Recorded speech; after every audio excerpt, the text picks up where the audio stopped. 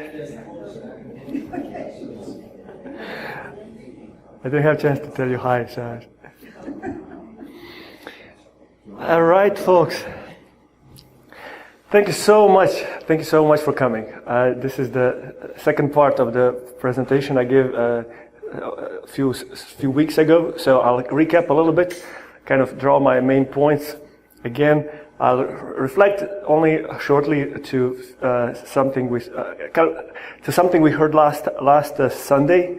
I kind of tied it up to a few slides, and then I'll show you the second part that you were expecting about how I finished up going to India and some lessons that I learned from my guru and how that ties into physics.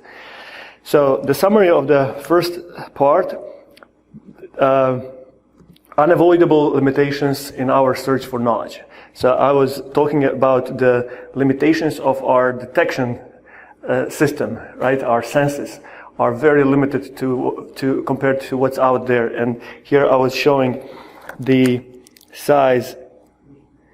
See, if you compare the amount that the visible light part of the spectrum has in the entire electromagnetic spectrum, it's just tiny.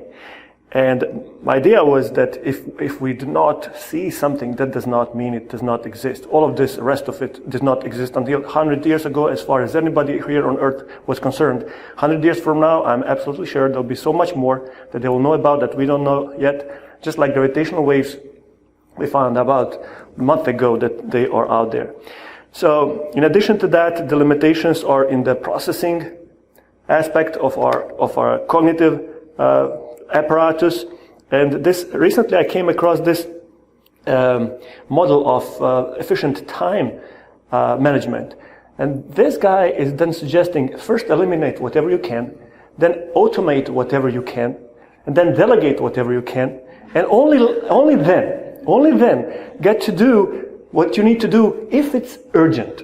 Okay, you know what? This is exactly what brain does. Brain developed this over eons, and this is exactly what it does. It eliminates everything that it does not think is critical first. Just screens it out. Then it sends everything, delegates everything to automatic processing. And these are our mental models that we built up from earliest age. And we do not have time to think through everything every single time. So the brain delegates everything to automation. And then if it has to do with it, if it has to deal with it, it will not deal with it unless it has to do it now. It will procrastinate if possible. So it's ultimate time management system, the brain. Now this is not good if you're seeking knowledge. Because you have all of these filtration systems and automation systems that are simply always keeping you on your rails. And what I want to say here, let's be aware of it. Let's just be aware of it. Gravitational waves, absence of evidence is not an evidence of absence. This is electromagnetic field around the human body, which until recently was New Age woo-woo. Now it's physics. And then nature is complex. It's like light. You can create an experiment and show that light is a wave, or you can create another experiment and show that it's a particle. It's the same light. Neither of these is wrong. So if you prove that light is a wave, you did not dismiss that it's a particle. People get entrenched in their position, and it's this way or no other way. It's just physics is really nicely showing. We cannot afford to do that. So particle and the wave. Okay, so this is the latest census of what's out there in the universe. Okay, so about 96% we have no clue. That's the latest census. And then out of those 4, there is about 0.4% that's self-luminous. So you can see it without having some other object illuminating it. The rest is, matter that is not self-luminous. It just thinking about this blows my mind. So I then show you some questions that my daughter was asking me when she was 9, and I could not answer pretty much any one of them. Neither can science. Yes, please. He said it's dark energy and dark matter, right? Yeah. But okay. So, but according to E equals mc squared, energy is Right. related to matter. Yes. Right? Yes. So it's this conglomerate of energy and matter. We know that what's out there is matter and energy. Well, at least we believe so at this time. But we only know that dark matter exists because of the behavior of light around certain spaces in this, certain areas in space, but we don't see anything there. So we just know there has to be something, but we don't know what it is. And dark energy, we came up with this idea because universe is expanding and expanding, and there's nothing that we know of that would account for that. So we decided there must be dark energy. I mean, some energy driving that. We have no clue what it is. Let's call it dark. So it's anti-gravitational. Yeah, and it is anti-gravitational. Yeah. So what I'm saying, the whole point I want to drive is, we're clueless. I know that. So, and then, the question of free will, and this newest science research in how much sooner our neurons are firing before we're even aware that we decided to do something. And then, the way the physics answers that, it allows a little bit of free will, according to Heisenberg's uncertainty in relationships. But, the thing is, if you asked spiritual gurus 2,000 years ago, 4,000 years ago, they would have told you the same thing. So it was spirituality a while ago, and then it was nonsense for a while, and now it's science. And then you have these, physicists that are trying to put this together, like Fritjof Capra. Science does not need mysticism, and mysticism does not need science, but man needs both.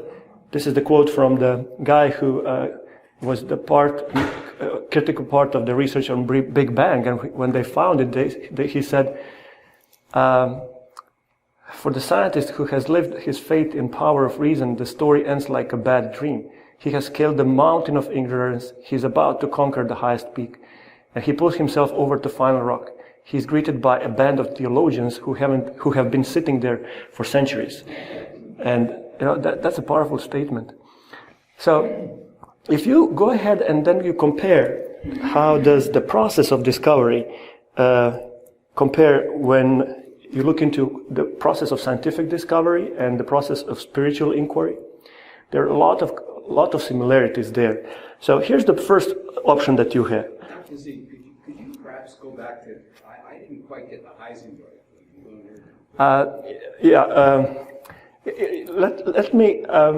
Let me go ahead and finish, and I'll be happy to then later go back. I would love to show you what I have and make sure we are on time, but I would love to get back to it.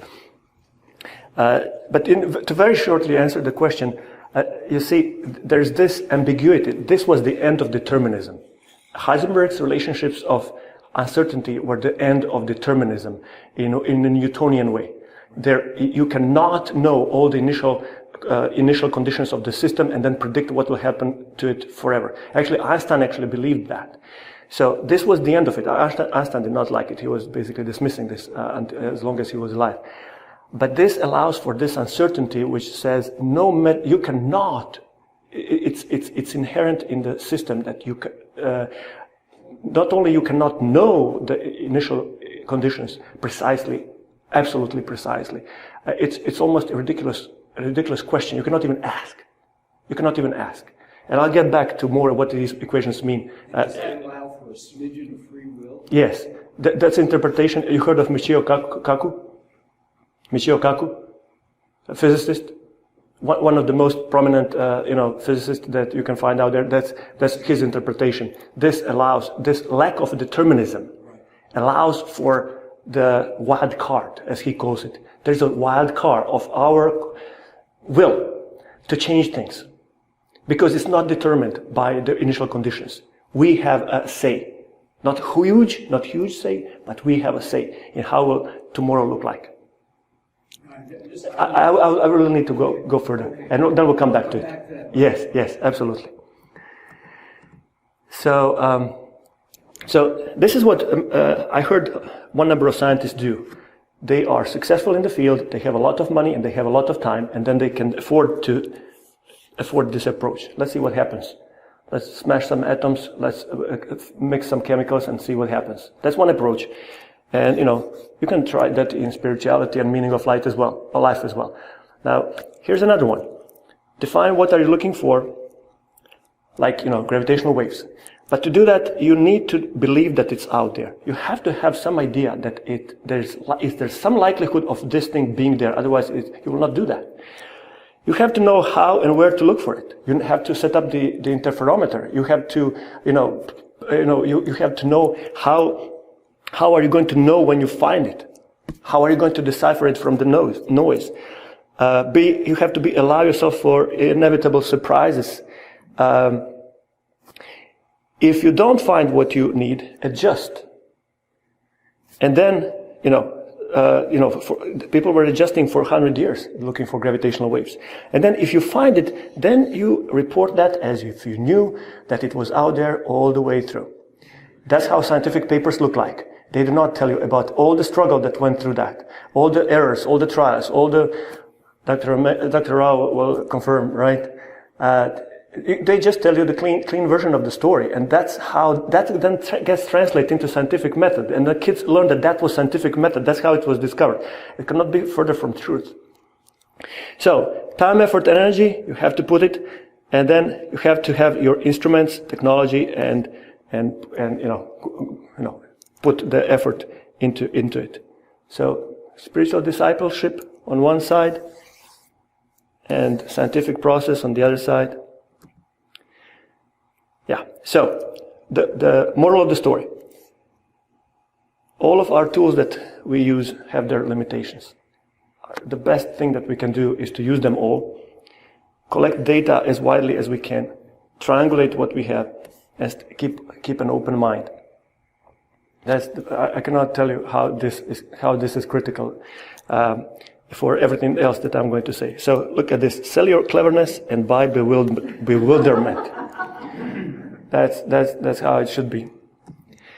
Here is a little something. This is where I'm tying this to something that we heard last Sunday on spontaneous remission. This is a book that was compiled with more than 3,500 references from 800 journals in 20 different languages. They found all of those unexplainable medical occurrences when people healed for no obvious reason. 3,500 documented in medical journals. And it's not available anymore for purchase, but you can download all the chapters for free. This is going... Let me show you this video.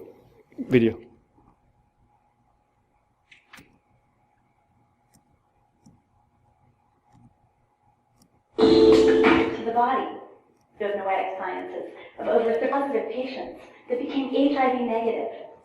Heart disease, kidney failure, diabetes, high blood pressure, thyroid disease, autoimmune diseases, gone.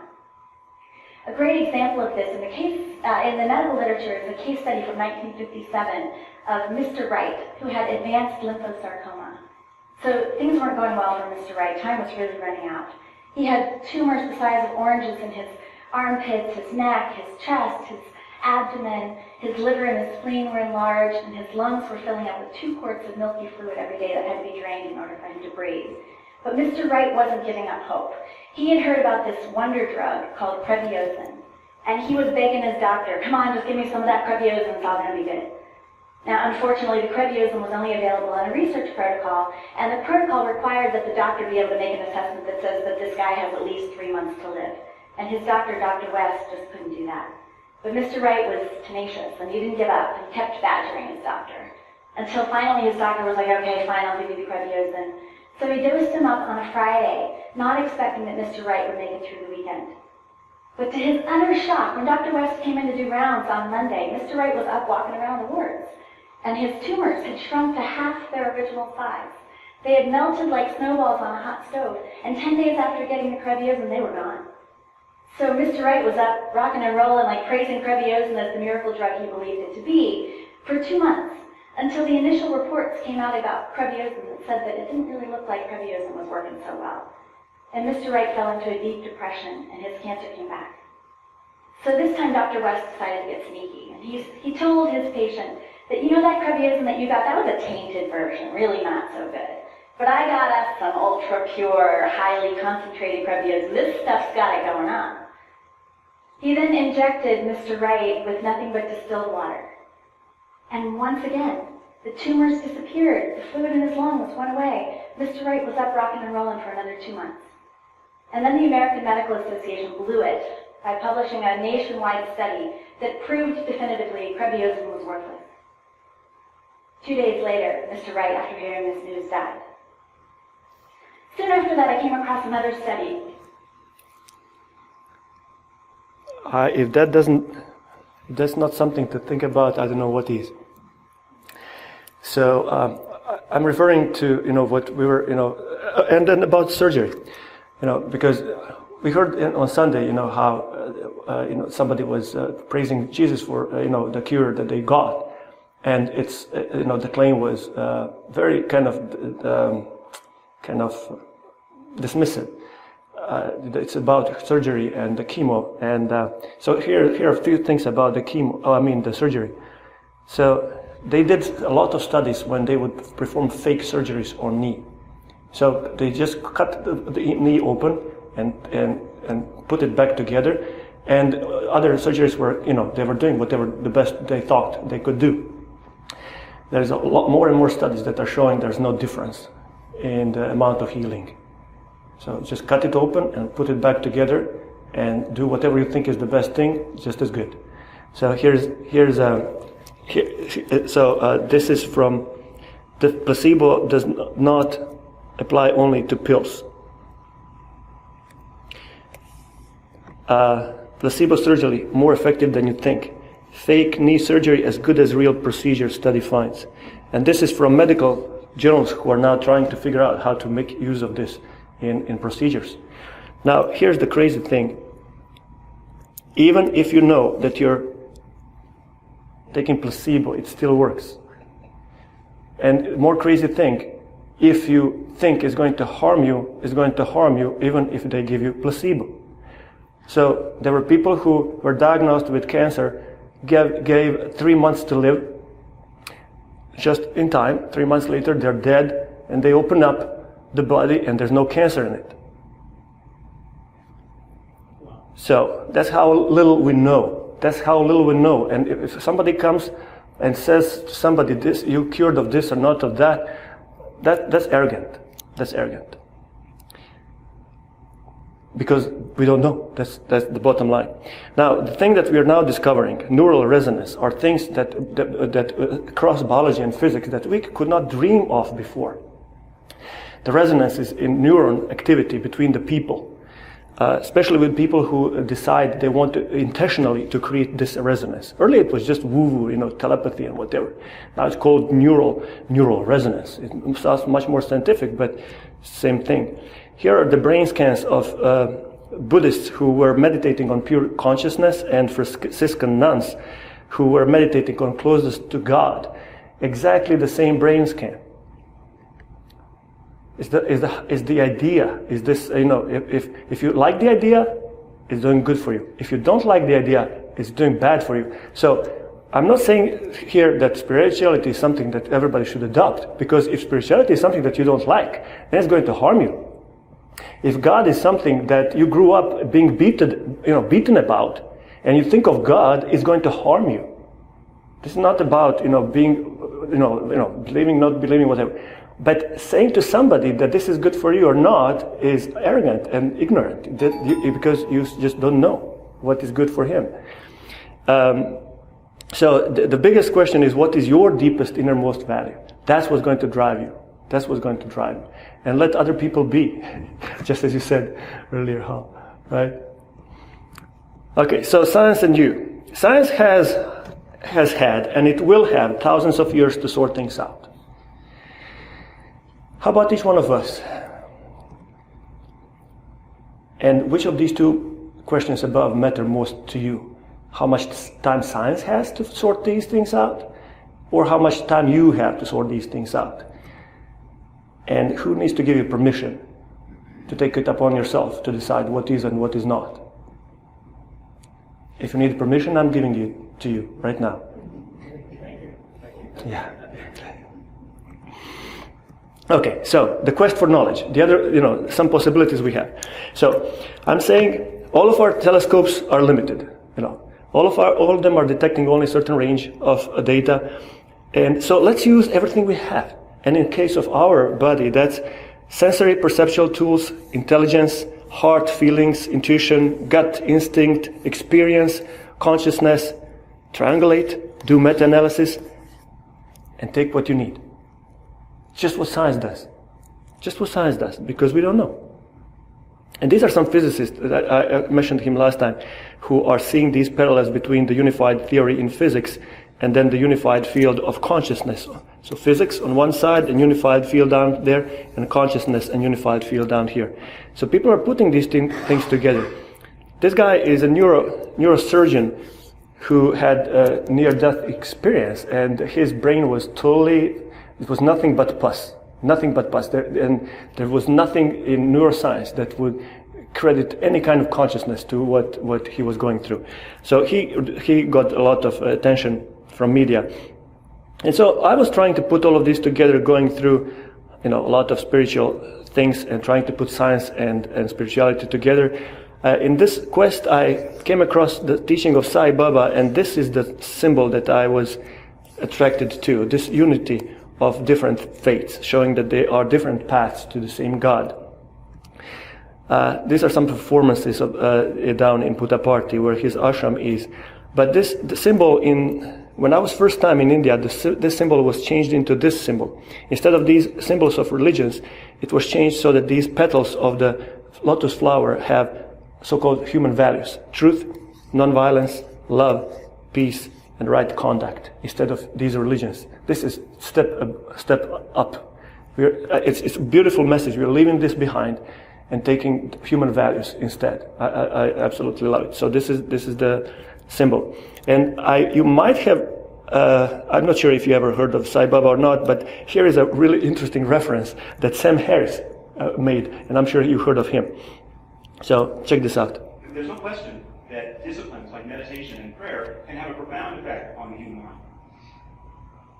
But do the positive experiences of, say, for those of you who did not hear of him, this is he's an atheist and promotes atheism, and this is the festival of atheist ideas. So he's Christian mystics over the ages. But do the positive experiences of, say, Christian mystics over the ages suggest that Jesus is the sole savior of humanity? Not even remotely, because Christians have these experiences, but so do Buddhists and Muslims and even atheists. The yogis and mystics are said to be walking on water and raising the dead and flying without the aid of technology, materializing objects, reading minds, foretelling the future right now. In fact, all these powers have been ascribed to Satya Sai Baba, the South Indian group, by an uncountable number of eyewitnesses. So that was an interesting reference. He says, okay, whatever people ascribe to Jesus, they ascribe to Satya Sai Baba. In any case, in addition to, this is the core of the teaching of Satya Sai Baba, these five values. And you can go into details of each one of them. For example, for truth, you have discernment, curiosity, integrity, honesty, optimism, quest for knowledge and things like that. For the love, let's say, you have care, compassion, dedication, devotion, empathy, forbearance, friendship, and so on. So these are the five values that, and each of them have a lot of sub-values. So I was trying to put this together. I was at the same time spiritual seeker and physics and polytechnics major when I was undergraduate student. And so here are some lessons that are a combination of nature and, see the bees. If a hornet comes, the scout hornet comes to the beehive, they can easily, eat the bees just a sandwich for him. But what they do to make sure that he does not get out alive, because then he will tell other hornets and they will come back, they all gather around him.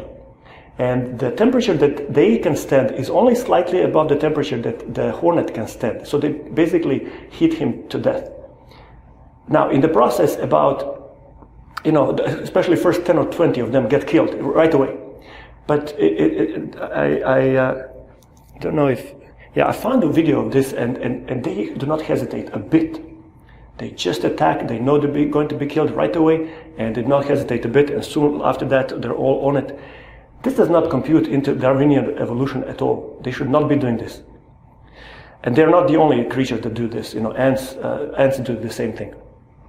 So, and then from biology to physics, for example, when I was learning about superconductivity, I noticed some patterns, how these atoms behave, that compared to what we hear in these human values we should be doing. For example, these atoms at low temperatures, when they become conductive, they create Cooper pairs.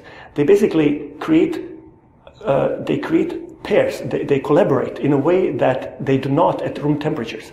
And those metals that are good conductors at room temperatures do not have this property because at room temperature they're good conductors because they're so independent and individualistic, if you wish.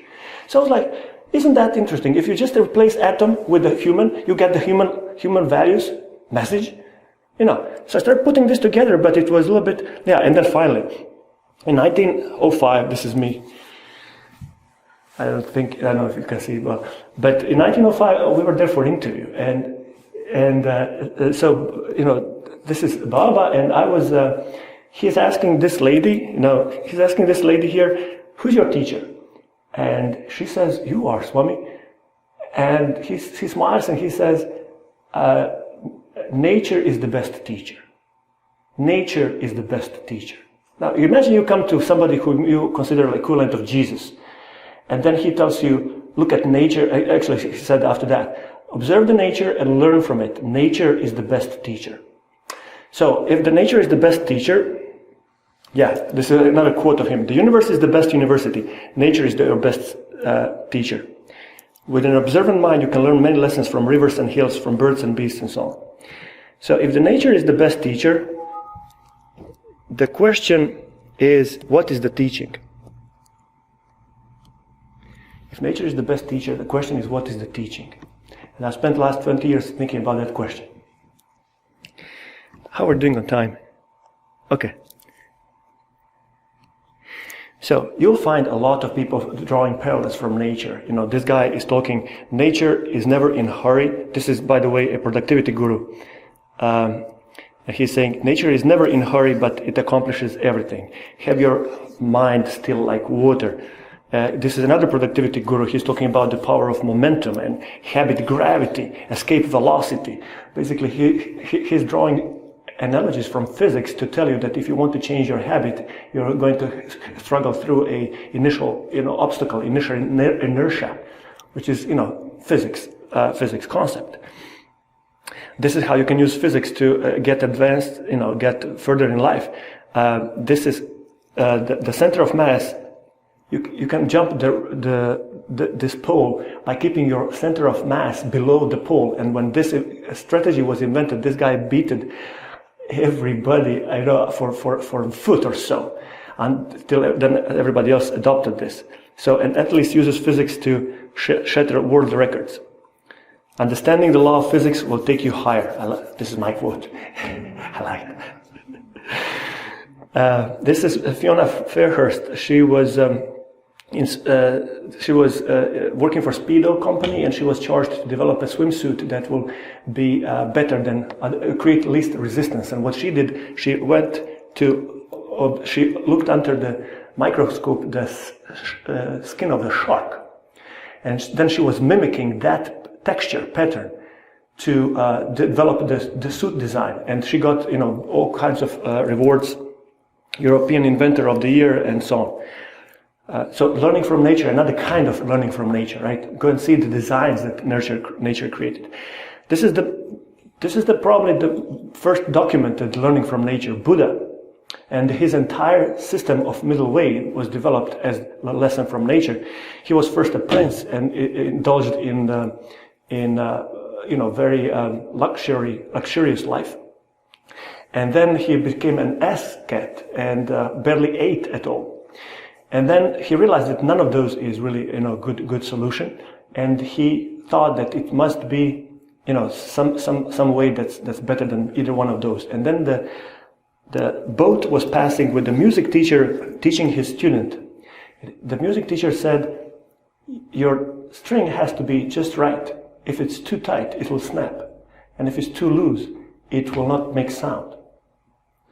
So Buddha heard that meditating by the river, and then he decided that's the middle way. That's the path. This is the origin. So the whole Buddhist way of middle way has originated as a lesson from nature. Then you have all of these. This guy is phenomenal. He was in jail when somebody questioned his view of the world, and he asked him. He had a heavy tray. The guy had a heavy tray and a tennis ball, and he asked which one of these will fall first. And I was going to bring something like that, but I forgot. So I did this last time, with paperclip and a heavy mass, about 200 grams. So the difference is about 200 times of mass. If you drop them at the same time, they hit the floor at the exact same moment. This guy saw that, and that blew his mind. He was in jail, and he said, he thought this is the most ridiculous question in the world. And when he saw the outcome, he was like, if I don't know even the most basic things about how this world functions, what is out there else that I don't understand? So just this simple experiment changed his whole life, and he got his PhD after that, while in jail still. And then he came out, and now he's doing, inspirational talks all over the world. Simple physics lesson. Galileo, Kepler, Descartes, Newton, all of them were talking about Book of Nature and Book of Revelation. So they were considering them both as sources of the knowledge. This is a quote again from Baba: treat the universe as your textbook and your heart as your teacher. There will be no need to seek God elsewhere. So all kinds of lessons from nature. The caterpillar turning into butterfly, metamorphosis of extraordinary, right? So how can we do that, in which aspects, right? Looking into animals and how they behave. For example, geese, when they fly, the one at the front is experiencing the most of the resistance, so they exchange their roles at the front. If one of them is sick, then the other two will come down and help it recover before they move on. Before all of them move on. All they're risking their lives that way. This was a monkey. This was a scene in India. There were two blind people who were trying to open a faucet, and they could not do that, and the monkey came down. This mother monkey came down, opened the faucet for them, and when they were done, she drank a little bit for herself, closed the faucet, and then went away back on the tree. But it's not all that simple, right? Yogananda said, that complexities of nature were confusing smarter minds than his, even, somebody of his caliber. So as I was trying to put my answers to these questions, again, all of this is good, but what is the system? What are the commonalities? So one thing that helped me a lot was Jack Canfield's book, The Success Principles. Because I realized that what he's talking about can be tied to what my little nuggets of wisdom were kind of pointing to. For example, first success principle that he quotes is take 100% responsibility for your life. Take 100% responsibility for your life. I'll come back to that. And then all others, take action, act as if, believe in yourself, and so on. Release the brakes. So I started putting all of these coaching methodologies together, combining everything that I came across. Even things like hermetic principles, which are thousands of years old. And putting that all together, I came with this, let's say, framework. So the framework has 4 parts: be, see, do, and expand. And it's simple. It's simple, which is its power. So let me tell you what are the parts. So the first part, B, this is about accepting yourself as you are without trying to anything yet.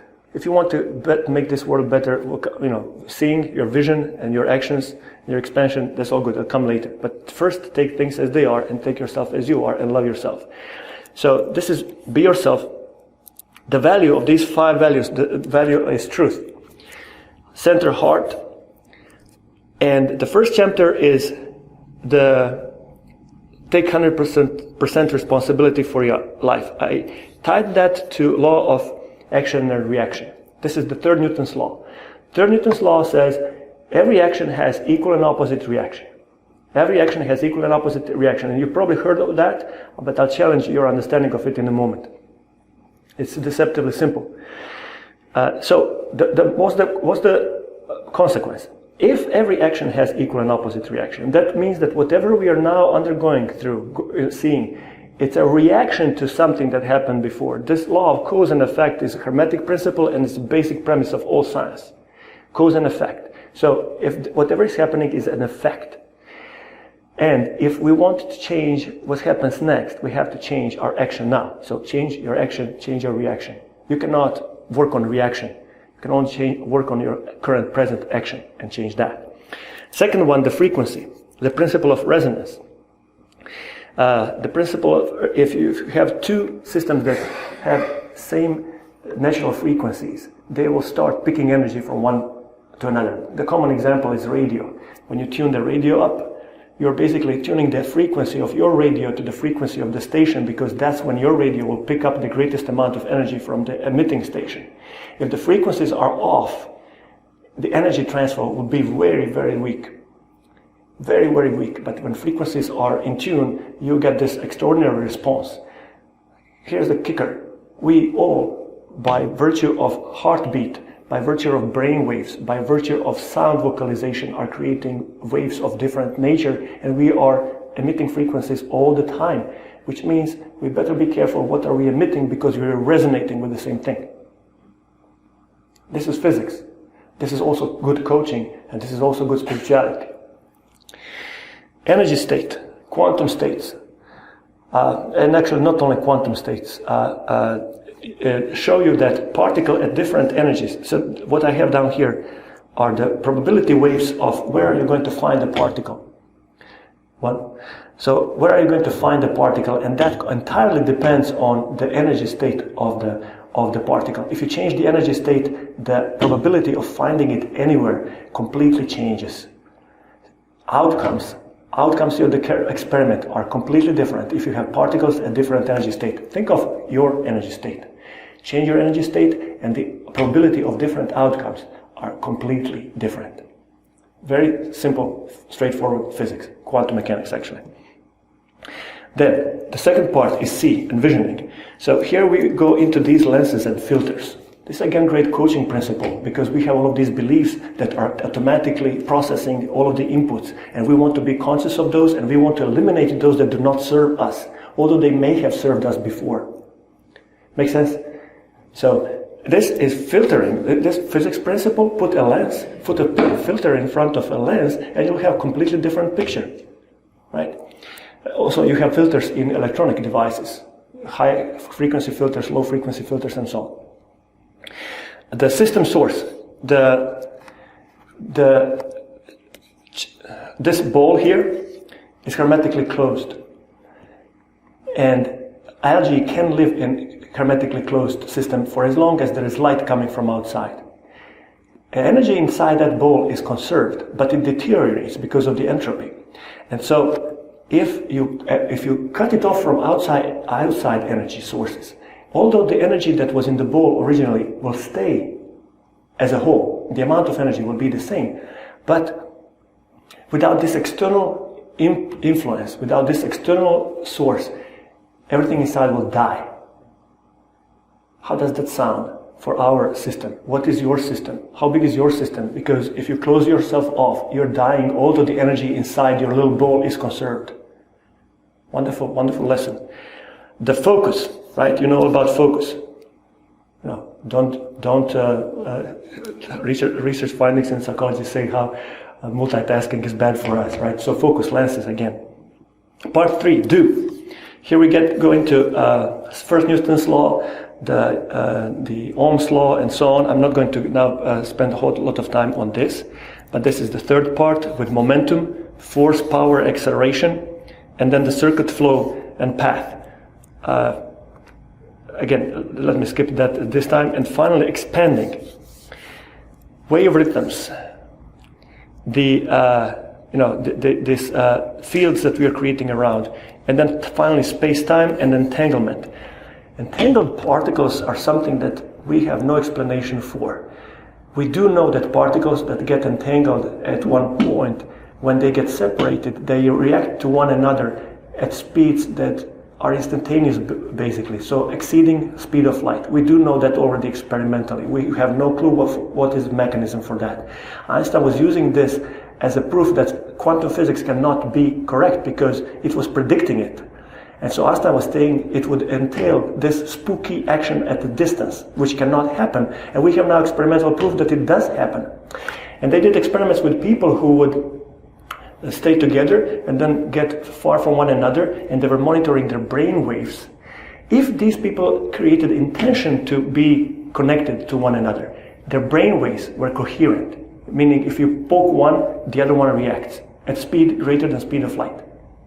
But if they don't create intention, then nothing happens. Intention, huh? So, and then space-time, of course, multi-universes. What is the limit that we can exceed, right? How big is this universe and how many universes are there? Physics basically says more than likely an infinite number of them. So what is our version in these other universes? And so this also has really good implications, because I recently found, being, viewing, doing, context. That's a great psychological intervention pattern, because these are the 4 areas where you can make changes. Being, sensory experience, bodily sensations, your sense of self. Viewing, explanations, interpretations, evaluations, beliefs, identity stories, right?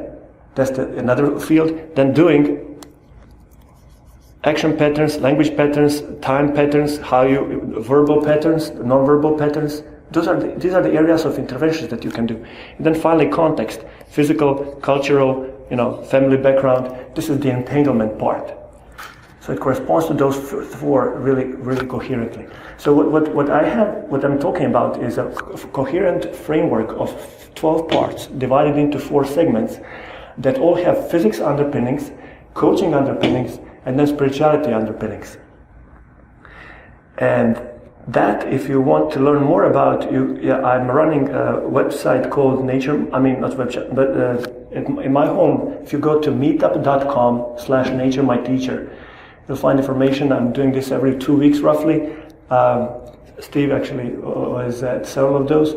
And so I basically go each time into one of these, explain the physics, explain the coaching part, and then give you the exercises for this.